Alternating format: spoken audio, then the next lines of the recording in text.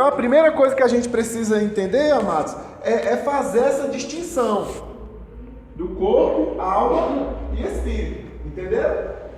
Ao identificar, a gente consegue saber como curar. Por exemplo, uma doença no pé, ela não vai ser tratada com o mesmo remédio usado para tratar uma doença na cabeça. Vocês concordam comigo? Então, o mesmo remédio, colocando entre aspas, o mesmo remédio usado para curar uma depressão, o remédio usado para curar uma depressão não vai ser o mesmo remédio para curar, por exemplo, uma decepção amorosa. A mulher foi traída e está decepcionada. Não é o mesmo remédio. Embora são doenças na alma. Ficou claro?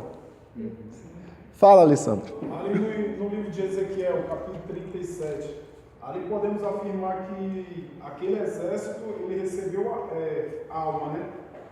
Mas, porém, faltava o quê? O espírito, né? O espírito. Aí só vai se levantar depois que recebe o espírito.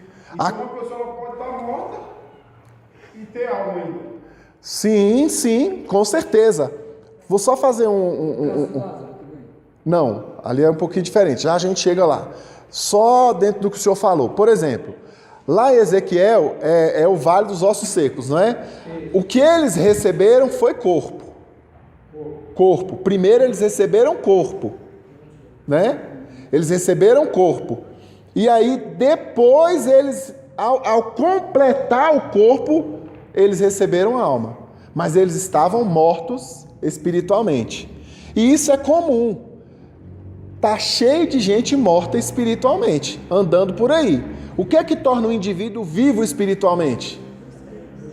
Ele receber Jesus Cristo como Senhor e Salvador da sua vida. Foi o que o próprio Jesus falou para um jovem. Disse assim, deixa eu enterrar os meus pais. Depois que eu te sigo, deixa eu primeiro enterrar os meus pais, depois eu vou te seguir. Jesus falou, deixa os mortos enterrar os seus próprios mortos. Nesse sentido, a gente entende que quem não recebeu Jesus ainda está morto espiritualmente. Mesmo tendo espírito, mas ele está morto espiritualmente. Pastor, os mortos enterrar seus mortos se referindo à morte mesmo?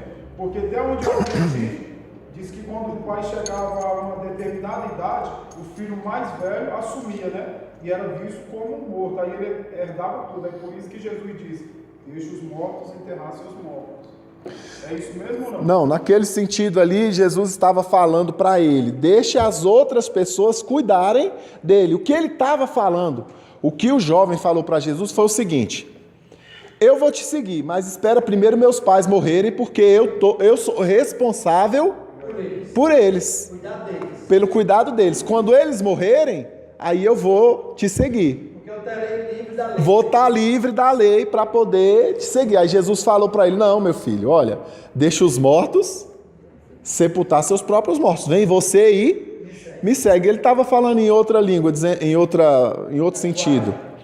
Deixa as outras pessoas, seus outros parentes. Ele deve ter outros parentes para cuidar deles. Vem agora e me segue. Que não Ok? vieram segui-lo, né? Oi? Que não iam segui-lo. Não entendi. Os mortos enterrar seus mortos. Então, parentes que não iam seguir Jesus. Exato, pessoas que não iam seguir a Jesus, pessoas que não queriam seguir a Jesus, deixasse que cuidasse deles.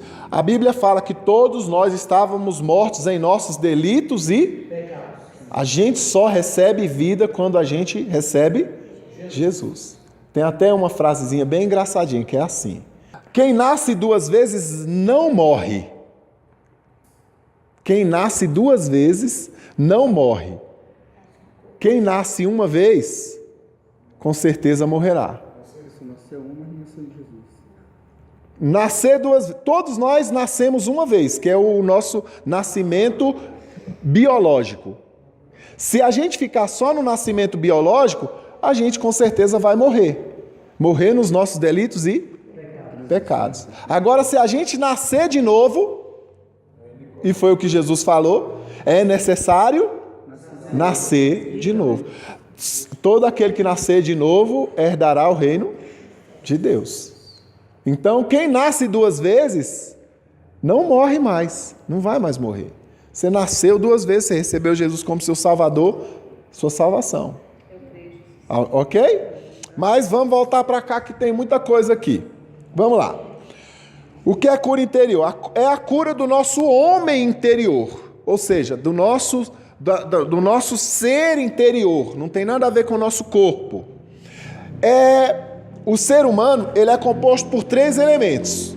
Corpo, que é a parte física, que é a nossa forma visível, que é com essa parte que nós nos relacionamos com o mundo exterior. Com o nosso corpo, nós nos relacionamos com o mundo exterior, por meio da fala, da audição, da visão, do olfato e do tato. Os nossos 5 sentidos estão ligados ao nosso corpo.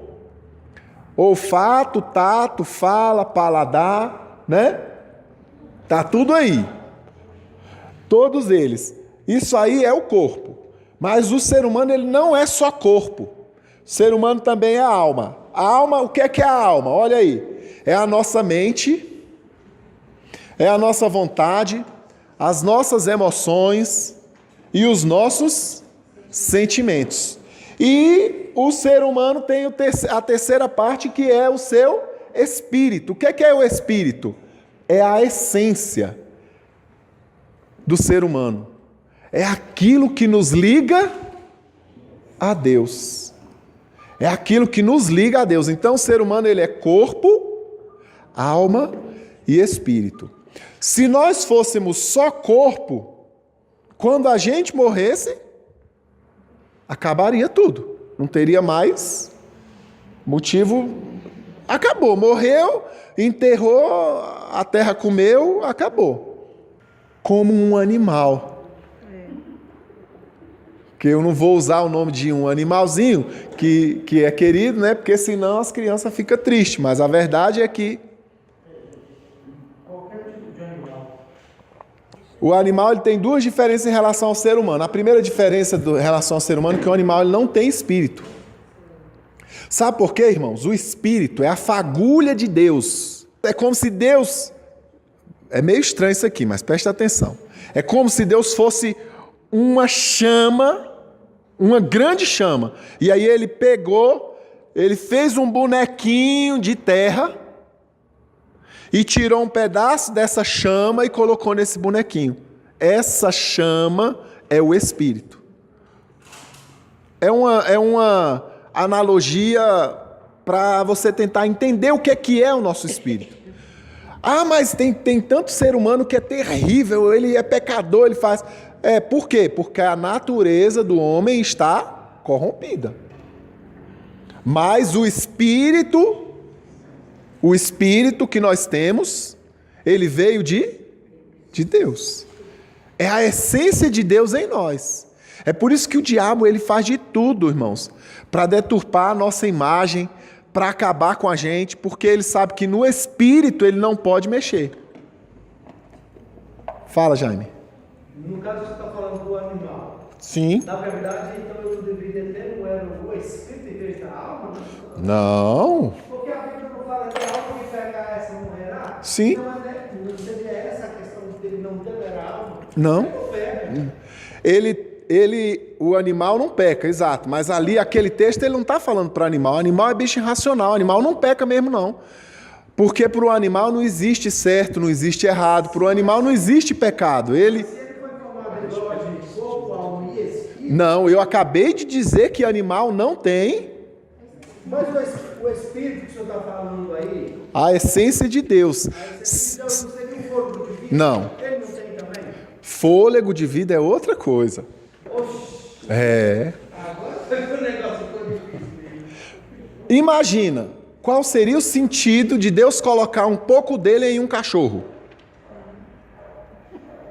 Por isso mesmo que no caso dele só tem o corpo e o espírito, porque o espírito é um fôlego de vida, não teria alma. Vocês concordam com essa percepção? Deus criou Gente, o espírito não é claramente, o espírito é o quê? É aquilo que vem de quem?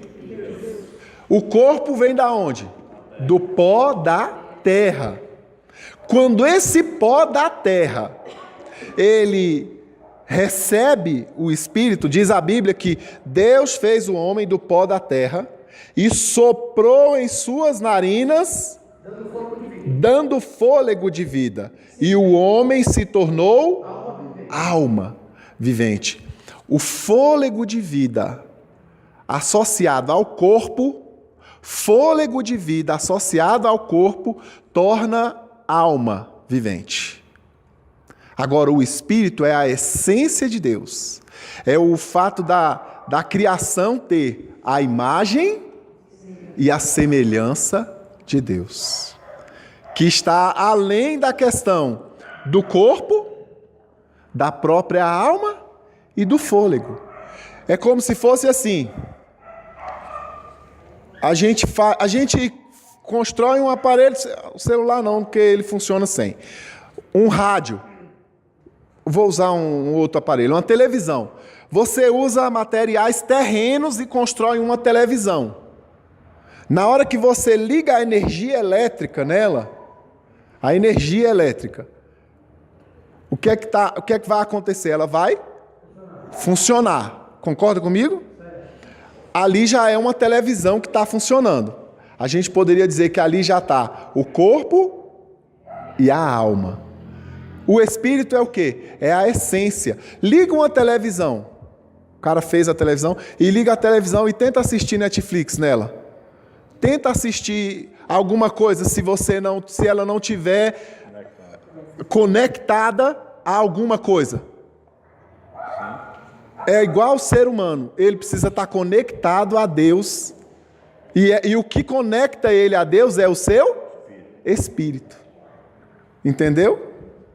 Essa alma, ela é o resultado da energia elétrica na televisão que foi construída. E é engraçado, assim, engraçado não, interessante. Tudo que o homem faz repete o padrão da criação de Deus. Até o aparelho celular que a gente usa aqui, ele não está ligado em lugar nenhum, mas ele tem uma bateria que foi carregada, ele está consumindo a energia dessa bateria.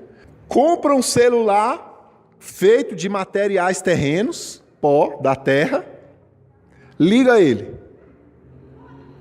Ele funciona, mas ele não tem o Windows, ele não tem o processador, ele não tem os programas, ele precisa estar conectado.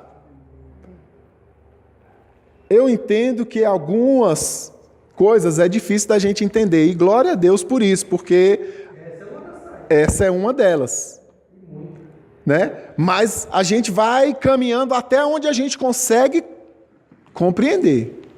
Onde não dá para a gente compreender, a gente para e descansa em paz, porque as coisas reveladas são para nós, as não reveladas são para Deus. O que é base para a gente entender? O ser humano, ele tem corpo, ou melhor, ele é corpo, alma e espírito. Eu, Osmar, e assim vocês, eu sou um espírito. Eu sou um espírito que tenho uma alma e habito em um corpo.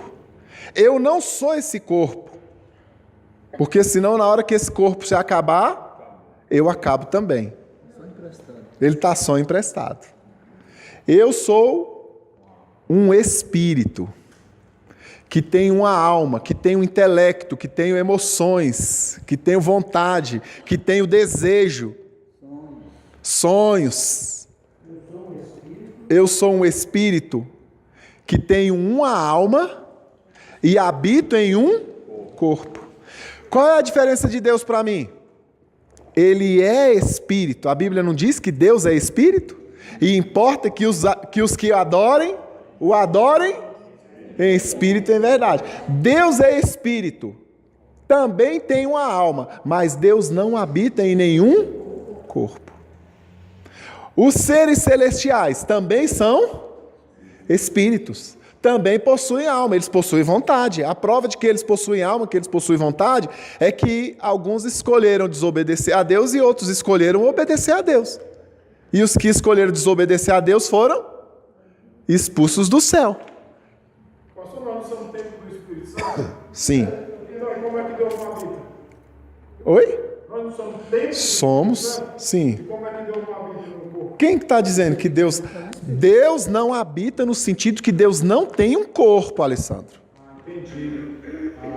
Ele não habita. Qual é o corpo dele? Você habita em um corpo. Foi o que eu falei no início. Eu sou um espírito que tem uma alma e habita em um corpo. Deus não habita em corpo nenhum. Ele é espírito. Ele é espírito. Ele vem sobre você e ele está sobre você. Mas você é o templo do Espírito Santo, só que não é no sentido de que você é a habitação de Deus. É por isso que os espíritos malignos, eles não precisam literalmente, mas eles anelam por um corpo. Por isso que existe a possessão maligna. Porque, aí eu pergunto, por que o diabo não assume o corpo de um indivíduo que morreu? E agora?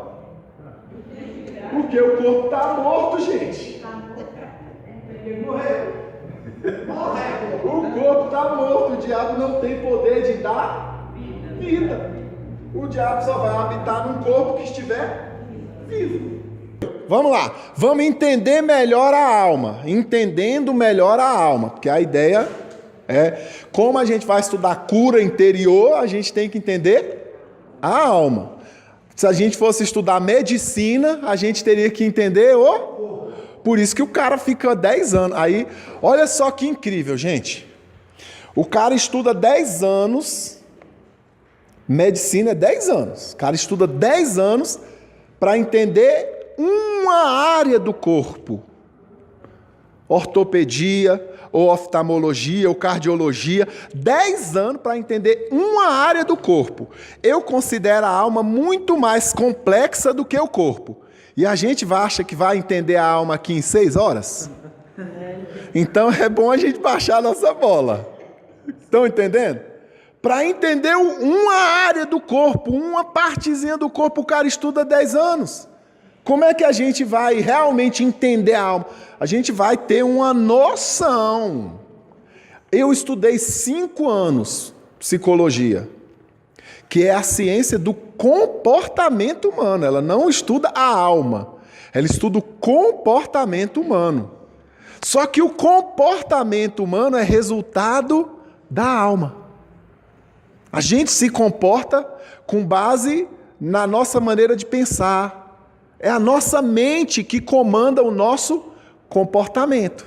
Então eu fiquei 5 anos estudando comportamento humano, estudando alguns aspectos da alma e não estou sabendo quase nada. Fala, Alessandro. O pastor me falou que existe uma guerra muito grande entre a carne e o espírito. E a alma nessa batalha ela fica neutra.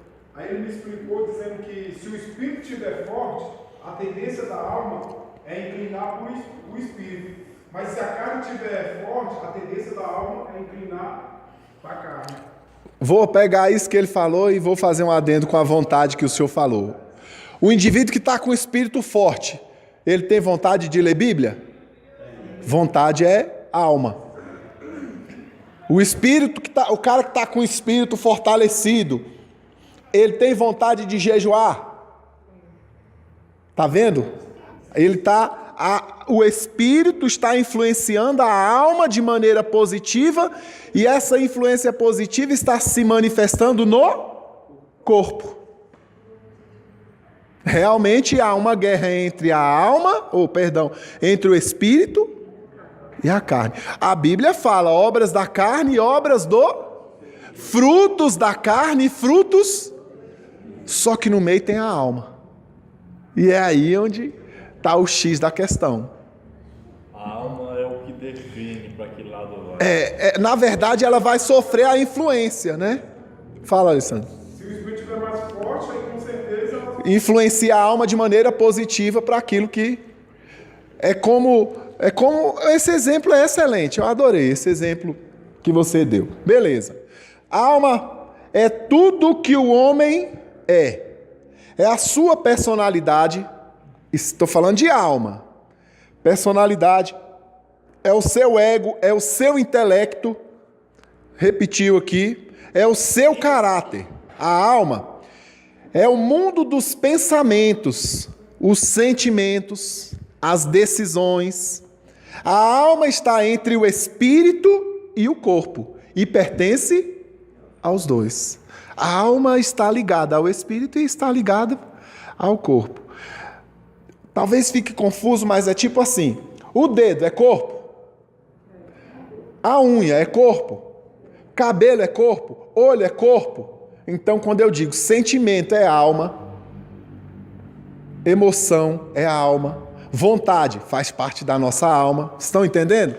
É porque, gente, não é uma coisa assim tão clara e tão bem explicadinha. E, na verdade, o principal para a gente nessa matéria não é a gente se apegar muito a tentar entender isso. É a gente entender que existe uma alma, onde está a minha emoção, o meu sentimento, e descobrir que eu tenho problemas com os meus sentimentos, com as minhas emoções, e como é que eu curo isso. A proposta da matéria é essa. Não é a gente sair daqui sendo o maior entendedor, porque senão a gente ia ter que ter muitas horas de estudo sobre isso, e confesso a vocês que depois de muitas horas a gente ainda não ficaria completamente satisfeito com o resultado. E para nós chegar diante de Deus, nós temos que curar essa ferida. E que toca aí, ó.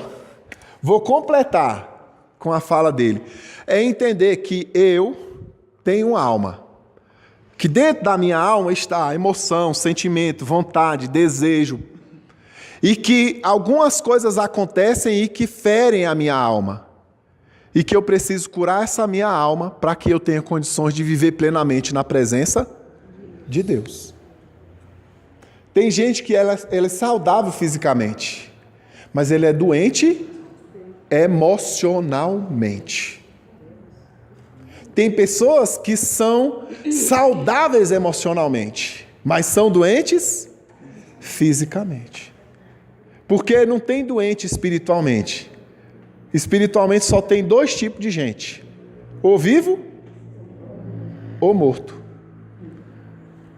Não existe doença espiritual do cara ficar minguando. Ou ele está vivo, espiritualmente falando, ou ele está vivo ou ele está morto. Espiritualmente não tem meio termo, ou ele está vivo ou ele está morto. Está com Jesus? Ele está vivo, espiritualmente. Está sem Jesus? Ele está morto. Ele pode estar vivo fisicamente e emocionalmente, mas sem Jesus ele está morto. Quando ele morrer fisicamente, acabou tudo para ele. Agora, se o indivíduo está vivo com Jesus, ele pode estar doente emocionalmente e doente fisicamente, que quando ele morrer ainda tem esperança para ele. Entenderam a diferença? É isso. A gente pode dizer que, na verdade, o pecado é a doença espiritual que matou o homem, porque o salário do pecado... Por isso que espiritualmente, irmãos, não tem gente doente. Ou ele está vivo, ou ele está morto. Está morta, irmão.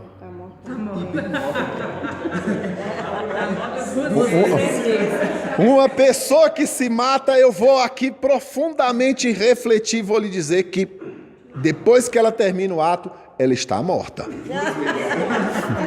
Agora eu não posso afirmar se ela está morta espiritualmente. Por quê?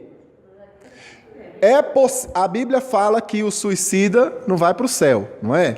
Só que pode sim acontecer o fato do indivíduo, em extremo desespero, ele tenta o suicídio e nos minutos de agonia que antevém o momento da morte, ele se arrependa.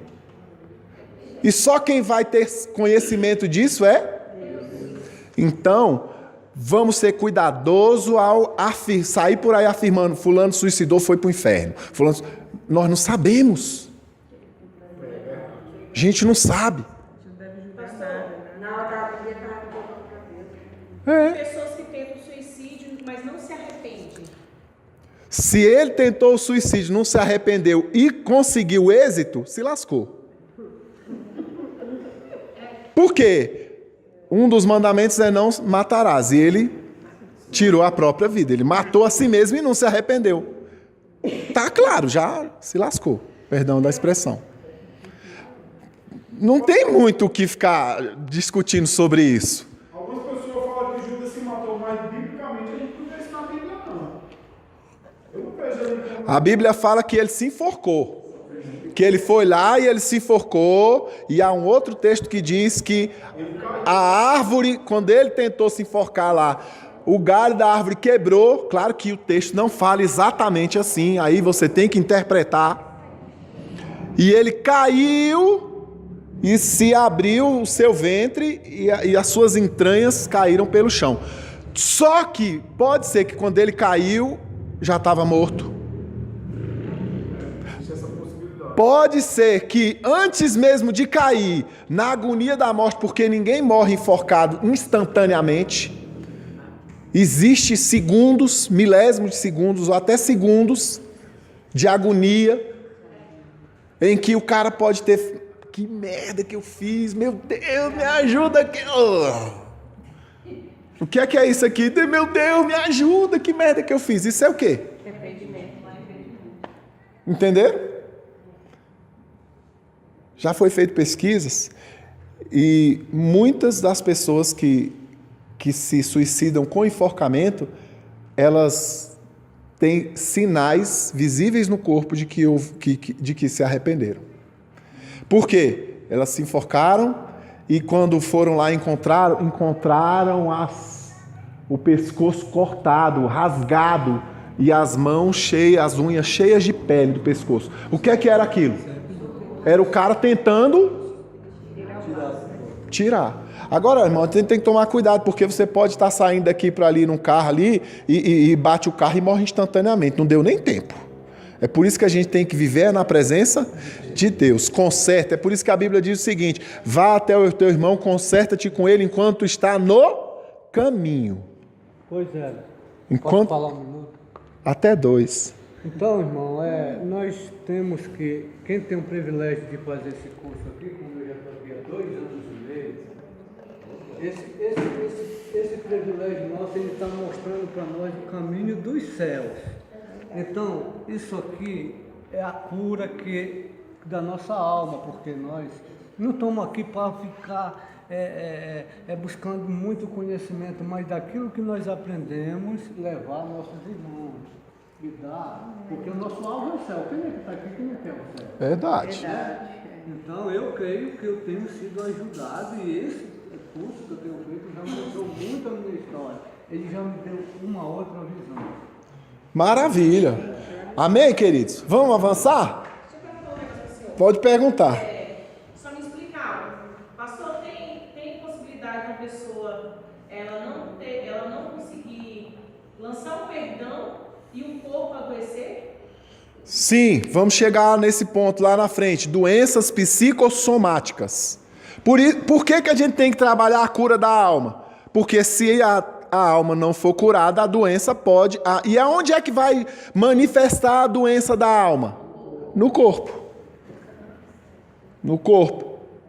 Existem várias doenças que já são comprovadamente doenças da alma, que se manifestam no nosso corpo.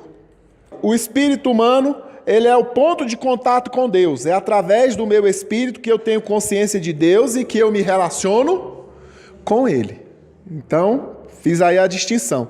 Deus é espírito e só podemos perceber Deus no espírito.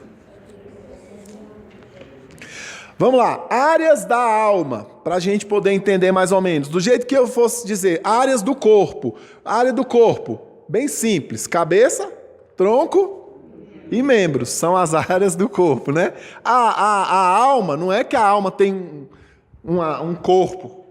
A alma é diferente do corpo, mas ela tem as suas áreas. Olha lá, mente, o que é a mente? A mente é a sede da alma, é o nosso intelecto, é o nosso pensamento, os nossos raciocínios, a nossa memória. Vontade são instrumento, é o nosso instrumento para tomar decisão. Exato. E aí você escolhe. É o nosso poder de escolha. Nós temos poder de escolher o bem ou o mal porque Deus nos deu a vontade, o livre-arbítrio. Emoções é a maneira em que podemos, é a maneira como nós respondemos ao que está acontecendo à nossa volta. São as nossas emoções. Por exemplo, uma emoção, raiva. Raiva é uma emoção. Quando você vê alguma coisa que te indigna ali, você fica com raiva. Jesus teve raiva? Teve. Então, as emoções é a maneira como nós reagimos às coisas que estão à nossa volta. As coisas que acontecem conosco, ou com pessoas que nós amamos, ou com outras pessoas.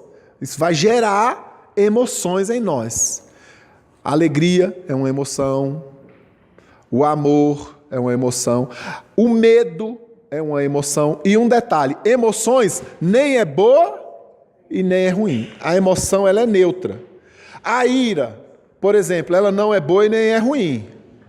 O que é ruim, o que pode se tornar ruim, é o que você vai fazer com a sua ira. Por isso que a Bíblia diz, ireis, mas não pequeis.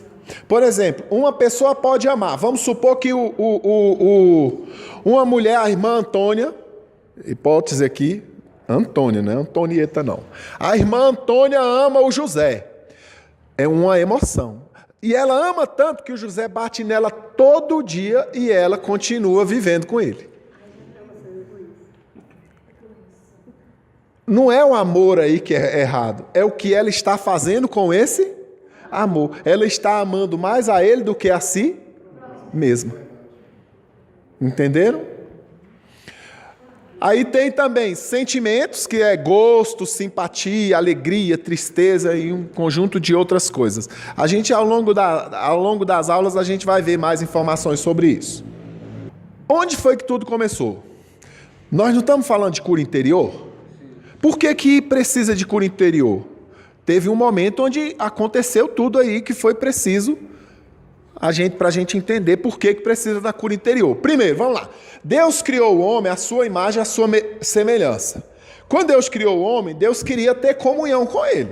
Deus criou o homem, botou lá no Jardim do Éden, queria ter comunhão com o homem, beleza, né? Adão, antes da queda, ele era um cara perfeito.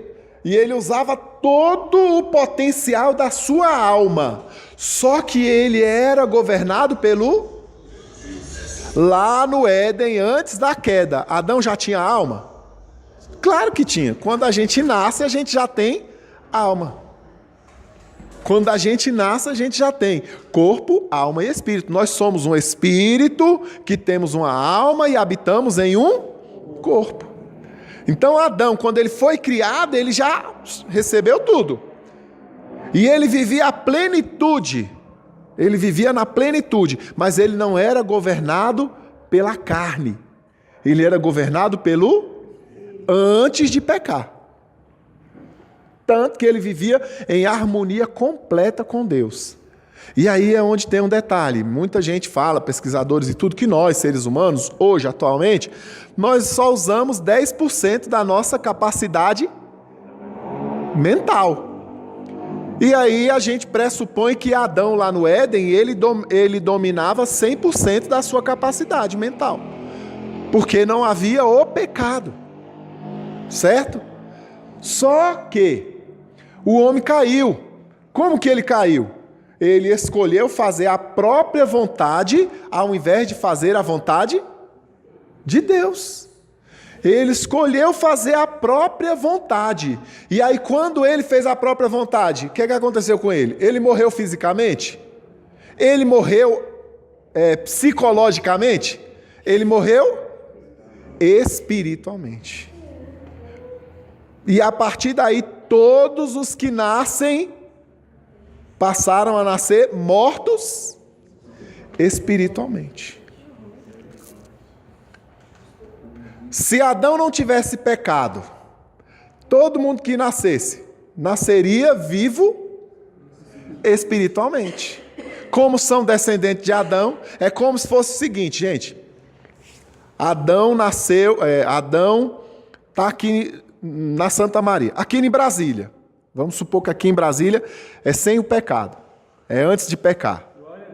Todo mundo que nasceu aqui vai se chamar brasiliense, mas Adão mudou para o Goiás. Ele pecou, ele mudou o estado. Os filhos de Adão que nascer lá vão ser brasiliense ou vão ser goiano? É por isso que os filhos de Adão que nasceram depois do pecado, eles nascem no estado de pecado.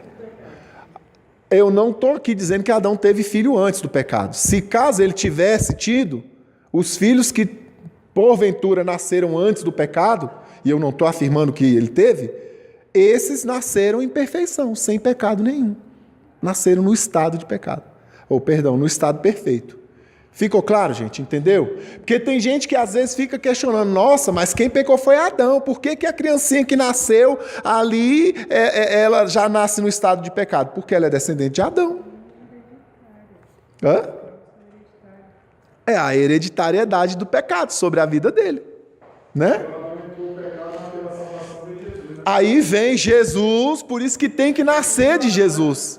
O segundo Adão, por isso que tem que nascer de Jesus, para poder ser perdoado. Quando o homem caiu, ele escolheu, e aí ele morreu espiritualmente. O homem, então, ficou incapaz de ter comunhão com Deus por causa da culpa e do pecado. Só que, após a queda, o homem passou a ser governado.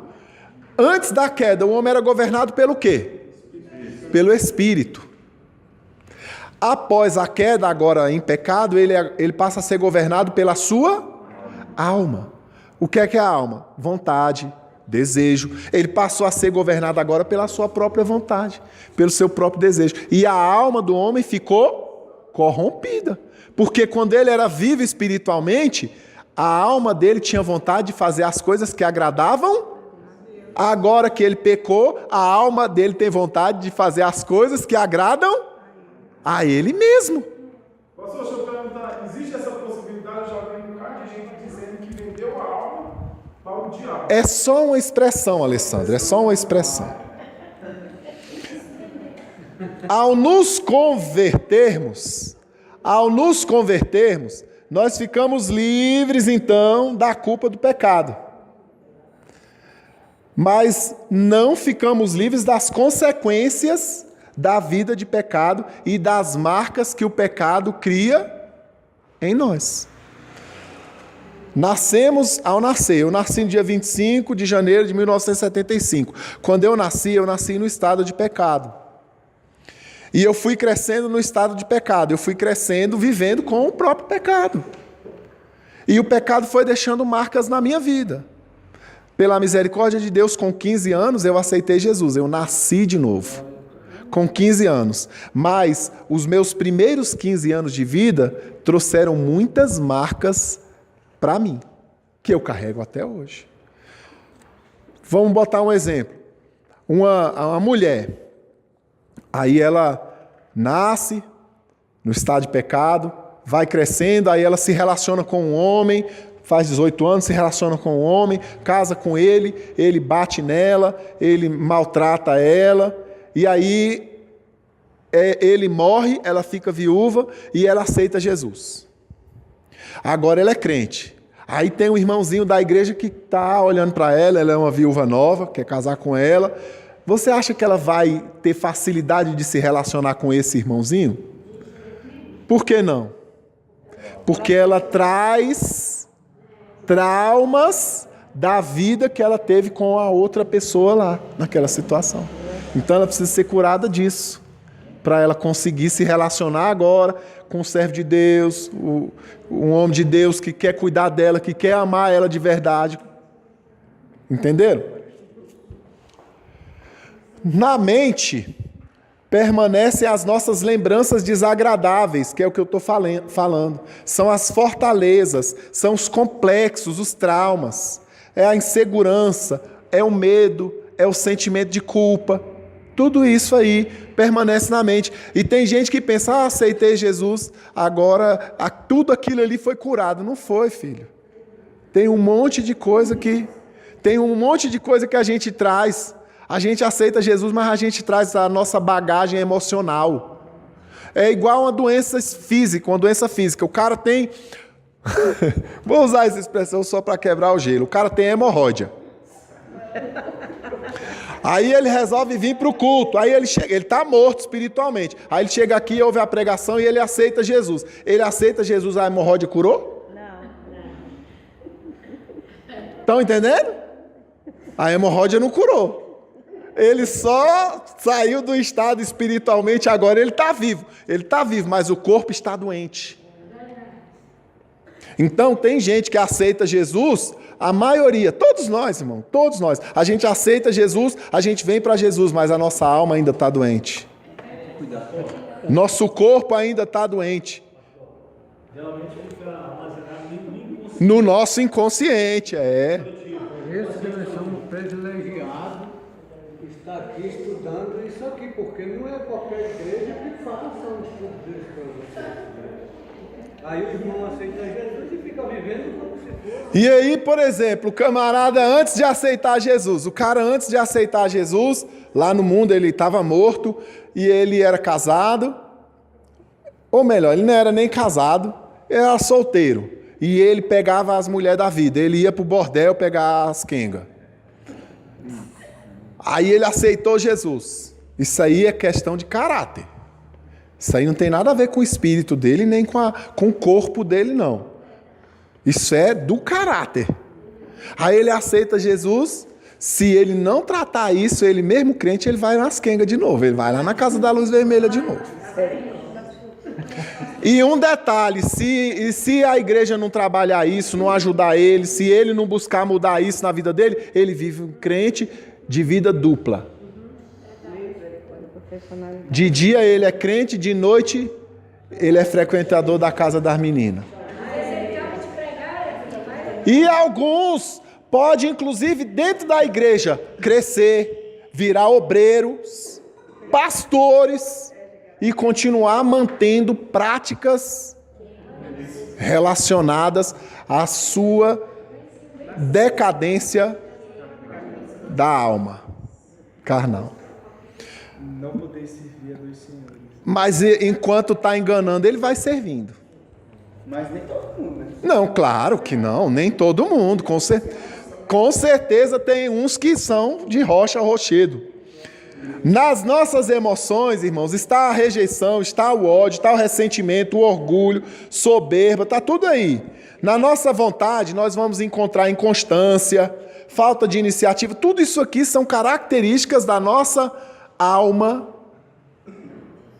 pecaminosa. Muito simples assim. Que precisa passar por um processo de cura interior, de restauração.